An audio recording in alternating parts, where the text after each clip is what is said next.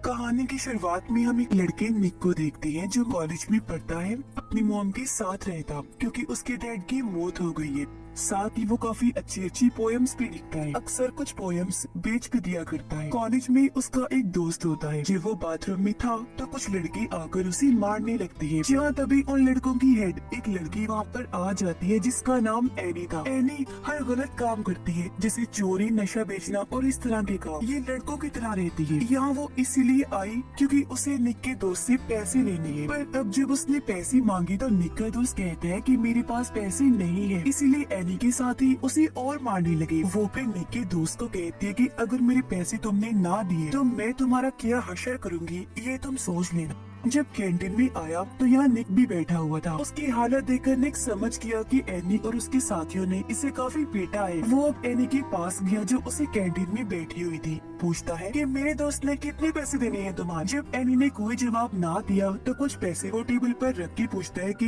ये काफी है। तब हल्की सी आवाज में एनी बोलती है अपने काम से काम रख। निक को बुरा लगा, इसलिए पलटकर उसने भी कहा कि तुम एक टूटी हुई बिगड़े लड़की हो, साथ ही लूजर भी। जो कहकर वो जाने लगा, पर एनी को इतना गुस्सा आया कि वो निक पर हमला कर देती है और इस तरह इन दोनों की लड़ाई हो जाती है। कुछ देर के बाद दोनों को प्रिंसिपल की ऑफिस भेज दिया गया। प्रिंसिपल एनी को आगे से ऐसा ना करने का कहकर यहाँ से भेज देते हैं, जबकि निक को कहते हैं कि ऐसी लड़कियाँ ठीक नहीं होती तो इससे दूर रहो। जिसके बाद वो भी यहाँ से चला जाता है। रात को निक के घर उसका दोस्त आया जो उसे कुछ पैसे देकर पोएम खरीदता है। फिर पूछता है कि कल रात एक पार्टी है, क्या तुम जाओगे उसमें? निक कहता है कि नहीं, क्योंकि कल मैं लंदन जा रहा हूँ। वहाँ एक काफी बड़ी अकेडमी में राइटर्स की मीटिंग है। वो उसे अपनी टिकट भी दिखाता है। उसके दोस्त ने पूछा क्या तुम्हारी मॉम को पता है इस बारे में? निक कहता है कि नहीं, अगर उन्हें पता चल गया तो वो मुझे जाने नहीं देंगे। अब एनी अपने एक दोस्त के पास आई जो भी उसकी तरह गलत काम करता है। ये दोनों अब एक ज्वेलरी की दुकान पर आकर रुके। वहाँ का शीशा एनी तोड़कर वो सारी ज्वेलरी चुरा लेती है। अगली सुबह जब एनी वहाँ से जाने लगी तो अपने साथ वो चोरी करी ज्वेलरी भी जाने लगती है। उसका दोस्त कहता है कि ज्वेलरी इधर ही रहने दो, इसकी हिफाजत मैं करूँगा। एनी कहती है कि नहीं, तुम इसकी हिफाजत नहीं कर सकते, ये मेरे साथ ही रहने दो। जो कहकर वो यहाँ से चली गई। इस पर उसके दोस्त को बहुत गुस्सा आया। वो पुलिस को कॉल करके सब कुछ बता देता है। कॉलेज में आने के बाद एनी वो ज्वेलरी अपने लॉकर में रखने लगती है, पर उसे ऐसा करते हुए निक के दोस्त ने देख लिया था। थोड़ी देर के बाद यहाँ पुलिस आ गई। जब उन्होंने एनी के लॉकर की तलाशी ली तो उन्हें वो ज्वेलरी मिल जाती है, इसीलिए वो एनी को गिरफ्तार करके ले जाती है। पर क्योंकि वो स्टूडेंट थी तो जल्दी उसे छोड़ दिया गया।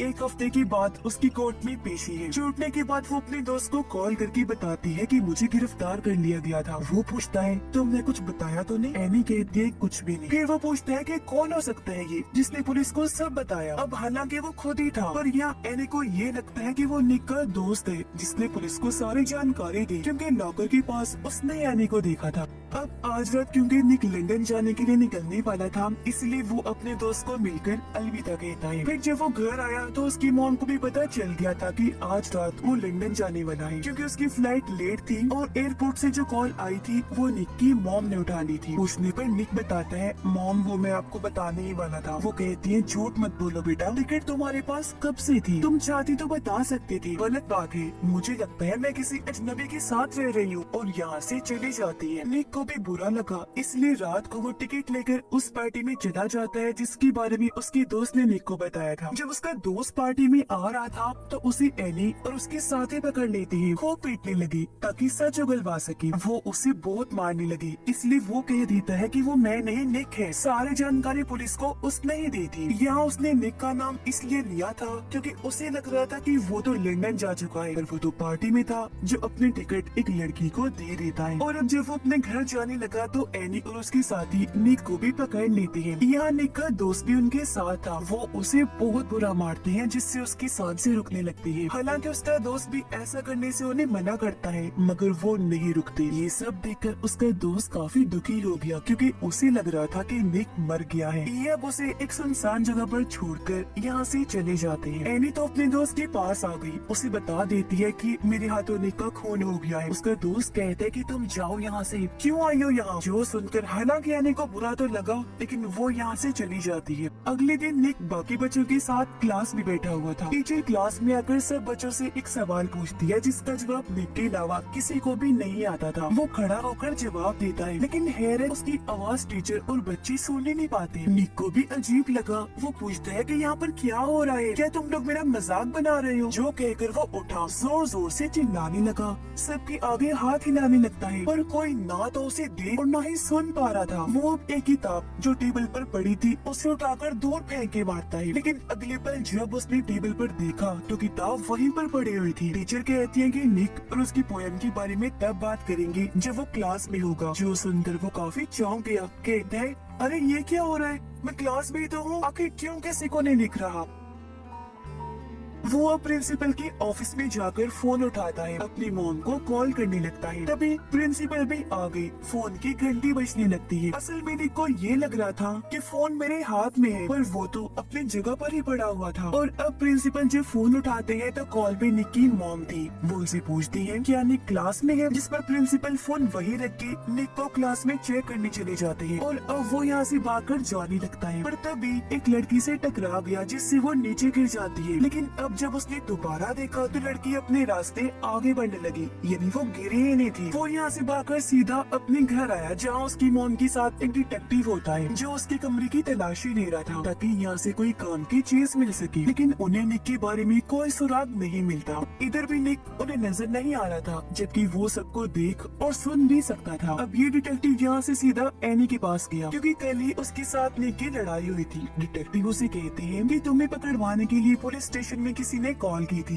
क्या वो निक था। एनी बोली कि मुझे नहीं पता, मैं तो अपने दोस्त के साथ थी उस वक्त। जो कहकर डिटेक्टिव यहाँ से चला जाता है। निक ने क्योंकि ये सारी बातें सुन ली थी, इसलिए वो एनी से पूछता है, या तुमने बस मुझे इसलिए मारा क्योंकि तुम्हें लग रहा था कि पुलिस को सारी जानकारी मैंने दी। जो कहकर वो एनी को धक्का देकर छत से नीचे गिरा देता है। पर अगले ही पल उसने देखा कि ये सिर्फ मुझे लग रहा है, ऐसा कुछ हुआ ही नहीं, क्योंकि एनी तो अभी भी उसके पास ही खड़ी हुई थी। जिसके बाद निक यहाँ से अपने घर आया। वो जब कमरे में लेटा हुआ था तो उसकी मॉम आई, जो निक की डायरी से उसकी पोएम को पढ़ने लगती है, पर बीच में छोड़कर वो यहाँ से चली गई। तभी निक के कंधे पर एक चिड़िया आकर बैठ जाती है। वो उसे वहाँ से हटाकर हाथ में पकड़ लेता है। इस बात से निक को बहुत खुशी हुई, क्योंकि जो हालात उसके साथ हो रहे थे उनमें से ये पहली चीज थी जिससे वो हाथ लगा सकता था। अब तभी उसकी नजर सामने पड़ी। उसने देखा कि जो चिड़िया इस वक्त मेरे हाथ में है वो तो सामने गिरी पड़ी है, जख्मी होने की वजह से तड़प रही है, क्योंकि जल्द ही मरने वाली थी। और अब अगले ही पल वो मर जाती है, जिसके साथ ही निक के हाथ से भी गायब हो जाती है। तब ये देखकर वो सारे बात समझ जाता है, यानी उसे पता चल गया था कि मैं अभी भी जिंदा हूँ, बस मेरी आत्मा मेरे जिस्म से बाहर निकल आई है। यानी मैं जिंदगी और मौत के बीच की उस जगह पर हूँ जहाँ मेरी मौत कभी भी हो सकती है, बिल्कुल इस चिड़िया की तरह। पर अगर मैं मर गया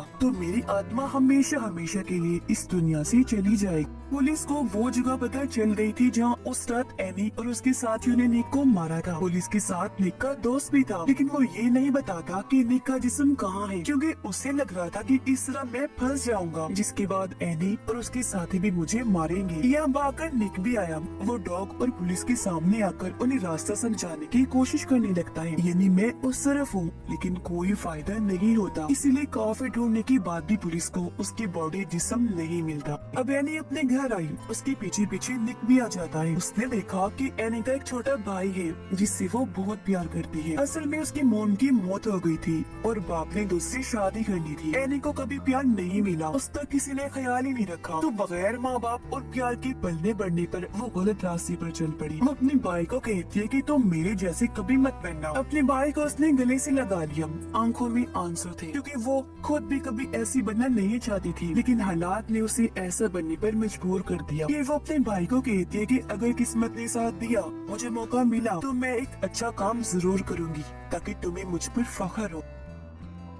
अब एनी के उसी दोस्त के पास डिटेक्टिव आया। कहता है कि उस रात एनी ने तुम्हें जेल से कॉल की थी जब उसने ज्वेलरी चुराई, तो क्या उस रात वो तुम्हारे साथ थी जिस पर वो किसी मुसीबत में ना फंसे, इसलिए ना चाहते हुए भी उसे इस केस में आना पड़ता है। वो निक की दोस्त को अगवा करके उसे पूछता है कि बताओ तुमने निक की बॉडी को कहाँ रखा है, जिस पर निक का दोस्त उसे उस जगह पर ले जाता है। तब एनी का दोस्त बॉडी को वहाँ से कहीं और शिफ्ट करवा देता है ताकि अगर पुलिस को कोई बताना भी चाहे तो पुलिस को कभी भी बॉडी ना मिले। जिसके बाद वो एनी को मारने का प्लान बनाता है। वो उसे मिलने के लिए बुलाता है। इससे पहले वो उसकी जान लेता एनी गन छीनकर उसी पर तान देती है। तभी यहाँ पुलिस भी आ गई। तब सही सलामत एनी यहाँ से निकलने में कामयाब रही। वो जब भाग रही थी तो निक उसे कहता है मत भागो एनी, वो तुम्हें पकड़ लेंगे। तब पलटकर एनी कहती है कभी नहीं, और यहाँ से भाग गई। ये सुनकर निक को काफी हैरत हुई क्योंकि एनी उसे सुन सकती थी। और अब जब वो बैठी थी तो निक उसके पास आकर कहता है कि मैं जानता हूँ एनी,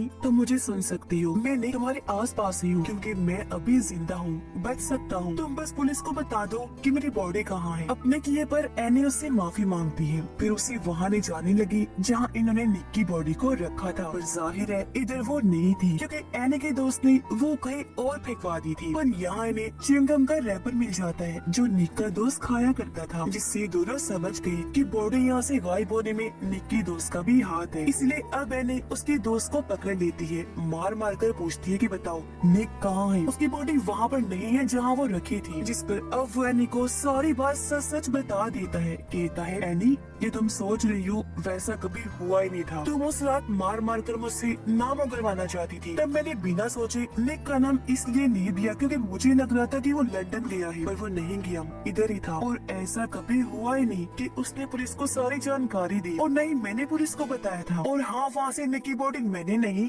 तुम्हारे दोस्त ने हटाई थी क्योंकि सारे फसाद की जड़ वो है। उसने पुलिस को कॉल करके तुम्हारे बारे में बताया था। जो सुनकर एनी काफी चौंक गई। सच जानकर हैरत उसे हो रही थी, साथ साथ उसे दुख भी था। और अब वो यहाँ से सीधा अपने दोस्त के पास गई। गन पॉइंट पर उसे लेकर कहती है कि मैं तुम्हारा सारा सच जान गई हूँ और अब बताओ मुझे निक की बॉडी कहाँ है। तो अब मजबूरन उसे बताना पड़ता है। वो कहता है कि निक की बॉडी डैम के पास है, जल्दी उसे वहाँ से निकालो वरना पानी उसे बहा कर ले जाएगा। और अब जब एनी वहाँ से जाने लगी तो उसका दोस्त गोली मार देता है जिससे वो जख्मी होकर नीचे गिर गई। इससे पहले कि दूसरी गोली मारकर उसकी जान ही ले लेता, एनी उसे शूट करके नीचे फेंक देती है और यहाँ से भाग गई। वो अब पुलिस को कॉल करती है। कहने लगी कि अब तुम लोगों को मुझे ढूंढने की जरूरत नहीं है, मैं यहाँ से जा रही हूँ। और हाँ बस मेरा एक काम कर देना, मेरे कॉलेज के लॉकर में कुछ पैसे रखे हैं, वो बस मेरे छोटे भाई को दे देना। साथ ही निक जिंदा है, उसकी बॉडी डैम के पास है। उधर निक जब अपने दोस्त के पास था देखता है कि मेरे दोस्त को शर्मिंदगी हो रही है। उसे लग रहा है कि आज अगर निक इस दुनिया में नहीं है तो ये मेरी वजह से है, इसलिए वो जहर खा लेता है। हालांकि निक ने उसे काफी मना किया पर वो उसे सोने नहीं सकता था। और अब जब उसकी हालत खराब होने लगी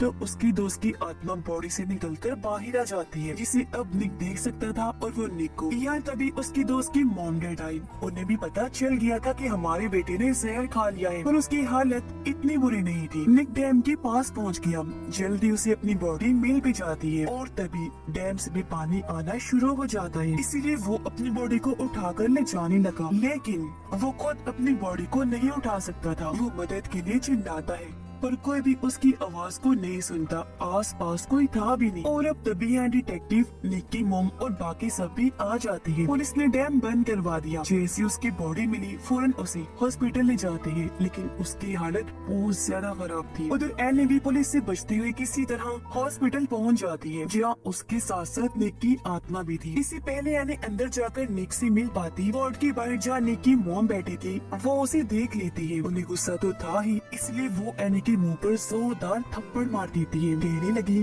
कि आज निक की जो भी हालत है तुम्हारी वजह से है। निक को बुरा लगा, वो जोर से चिल्लाते हैं मॉम ये आप क्या कर रही हैं? पर मॉम ने नहीं सुना। एनी कहती है कोई बात नहीं निक, वो तुमसे प्यार करती है इसीलिए गुस्सा है। निक की मॉम पूछती है ये तुम क्या कह रही हो? तो वो बता देती है कि निक यहीं पर है मेरे आसपास। निक की मॉम कहती है मगर मुझे तुम्हारी बातों पर यकीन नहीं है, अगर तुम सच कह रही हो तो साबित करो। तब निक एनी को कहता है कि मॉम को बताओ कि मेरे गायब होने के बाद आप मेरे कमरे में आई, आपने मेरी डायरी से जिंदगी में पहली बार मेरी पोयम पढ़ी, फिर उसे बीच में अधूरा ही छोड़कर यहाँ से चले गई क्योंकि आप वो पढ़ के जज्बाती हो गई थी। और अब एनी के जरिए निक अपनी मॉम को कहता है कि आपने डैड के गुजर जाने के बाद कितना बुरा टाइम देखा, मैं उसे कभी कभी नहीं समझ पाया, मगर अब मैं सब कुछ समझ सकता। निक की मॉम कहती है, अच्छा बस बताओ तुम्हें क्या चाहिए। तब एनी कहती है कि मैं एक बार निक से मिलना चाहती हूँ, क्योंकि मैं ही हूँ जो उसकी मदद कर सकती हूँ, उसे वापिस ला सकती हूँ। इसलिए अब निक की मॉम उसे अंदर जाने की इजाजत दे देती है। निक के पास आने के बाद एनी की आंखों में भी आंसू आ गए थे। वो उसे कहती है, प्लीज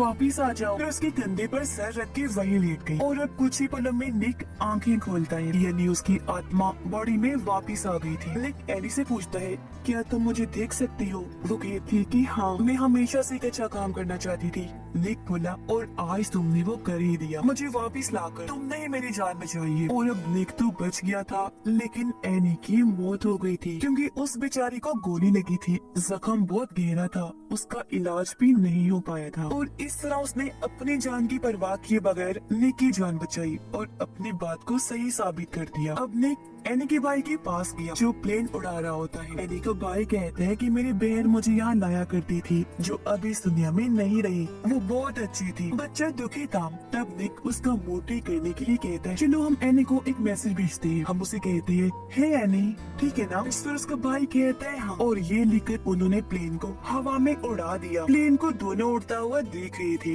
ये फिल्म इधर ही खत्म हो जाती।